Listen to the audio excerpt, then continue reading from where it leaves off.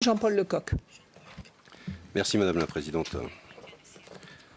C'est un moment important pour nous de recevoir un militaire de l'armée israélienne, puisque nous avons eu l'occasion de recevoir il y a quelque temps le président de la Knesset. Et à ce moment-là, c'était la politique d'Israël qui était jugée quelque part, ou qui était critiquée, qui était abordée. À cette occasion-là, on a eu l'occasion de...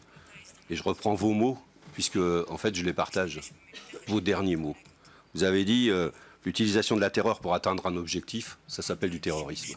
C'est exactement ce que j'ai dit au président de la Knesset. C'est que la politique qui est menée par Israël à Gaza, c'est que la politique d'apartheid qui est menée en Israël, c'est que l'ensemble des dispositions, et la dernière, et moi j'ai eu l'occasion avec d'autres députés d'aller au lendemain de l'opération Plomb durci, rencontrer les autorités, y compris le Premier ministre, ce que votre armée a fait à Gaza à l'occasion de l'opération Plomb durci, c'était un acte d'humiliation et vous avez semé la terreur. Vous avez broyé la zone économique de Gaza, du nord de la bande de Gaza. Elle n'était pas plus haute que 40 cm. Tous les bâtiments étaient broyés sur des kilomètres. Et ça, c'est pas un acte militaire. C'est bien un acte d'humiliation, c'est bien un acte de terrorisme. Et votre pays mène une politique terroriste. Et donc, on a des terroristes en face de terroristes, si vous voulez. Vous êtes venus nous faire, avec les images à l'appui, et les Français qui vont suivre cette commission n'ont pas vu les images. Mais des images de propagande, vos images de propagande que vous distillez peut-être en Israël pour convaincre les Israéliens de financer votre armée, de financer vos actes. Moi, au moment où je vous écoutais, j'ai aussi une pensée pour Salah Hamouri. Parfois, dans les relations diplomatiques, on fait des actes. Quand la Chine a accueilli le président Macron, elle a fait un acte pour libérer un Français qui était en prison, et de manière à ce qu'on puisse avoir des relations, parce qu'il y avait un doute sur sa condamnation, etc. Et aujourd'hui, vous ne faites pas d'acte. C'est-à-dire Salah Hamouri, il en a repris pour 6 mois. On ne sait toujours pas pourquoi. Vous vous prétendez une démocratie, mais vous enfermez les gens sans les juger. Et vous, peut-être... que quand on vous pose des questions embarrassantes, je l'ai vu tout à l'heure, sur la question de l'Iran, sur la question de la bombe atomique, vous dites, moi, je ne suis pas là pour faire de la politique. Vous faites de la politique depuis le premier mot que vous avez cité. Et vous ne répondez pas aux questions qui vous embarrassent. Alors, c'est vrai que vous êtes le bras armé de ces terroristes, de ce terrorisme d'État. Et donc, c'est compliqué pour vous de venir nous expliquer. Et je pensais que vous alliez faire ça. Heureusement, vous avez eu la dignité de ne pas venir nous expliquer pourquoi vous avez tiré sur des petits garçons ou sur des petites filles, pourquoi vous avez utilisé des armes qui font des dégâts dans les chairs des personnes, pourquoi vous avez agi de cette manière. Vous prétendez défendre une frontière. La frontière, votre État ne l'a pas reconnue. Il n'y a pas de frontière. Et la ligne de Gaza, c'est une ligne d'armistice, mais qui n'est pas, que vous ne considérez pas, vous, votre État, comme une frontière. Et donc, vous ne défendez pas une frontière. Ensuite, la légitime défense s'entend d'État à État. C'est-à-dire, est-ce que vous avez eu en face de vous une armée qui justifiait la légitime défense de l'armée d'Israël au regard justement de la réglementation internationale. Ce n'était pas le cas.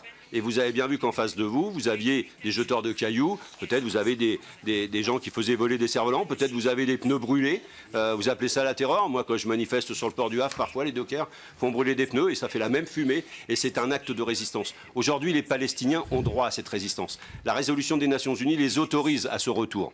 Les autorise, je termine Madame la Présidente, à retrouver leurs terres. Aujourd'hui, la question qui est posée, c'est le chemin pour la paix, c'est entendre ce peuple palestinien qui ne peut pas rester cantonné dans le ghetto de Gaza. Vous devez les sortir, ils doivent pouvoir retrouver leurs terres et c'est ça l'enjeu. Vous ne pouvez pas utiliser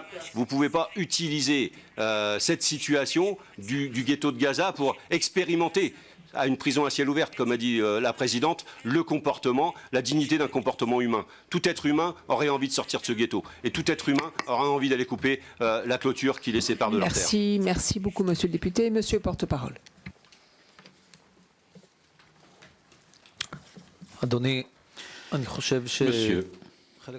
je pense que une partie de ce que vous avez dit n'est pas basée sur des faits.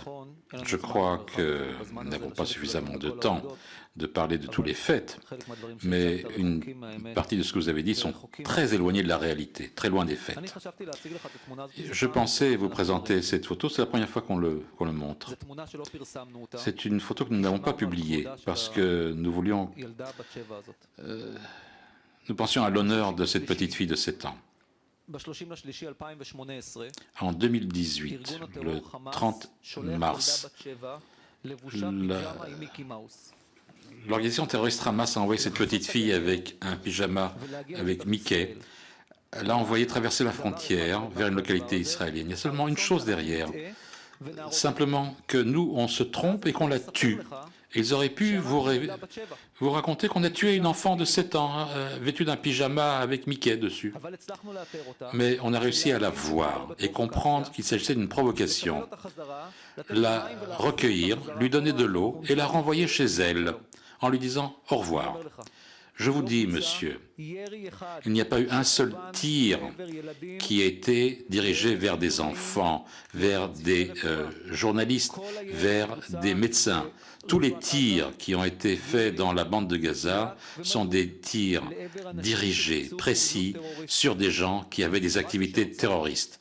La situation qui a été créée avec la fumée, avec la dynamique du terrain, avec les masses qui couraient vers le grillage et faisaient des attaques, ont créé des difficultés pour nos soldats qui ont été entraînés comme les autres armée occidentale de ne pas faire de mal aux civils.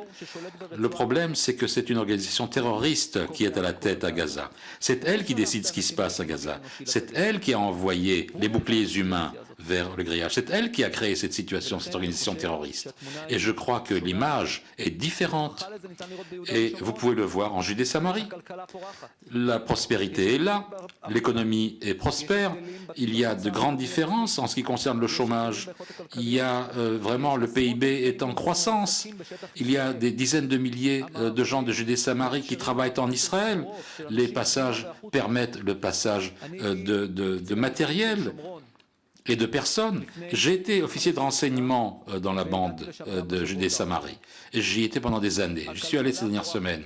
L'économie est florissante. On parle d'une ville où il y a, et des villes où il y a vraiment des activités commerciales étendues. Parce qu'il n'y a pas de terrorisme là-bas. C'est pourtant le même peuple qui a choisi une autre voie. C'est la même armée, c'est l'armée israélienne. Et voilà, les faits, c'est qu'il s'y passe des choses différentes. Et je crois que cela vient de la façon dont l'organisation terroriste Hamas fonctionne. Vous pouvez aussi le voir dans les relations au sein de l'autorité palestinienne contre le Hamas.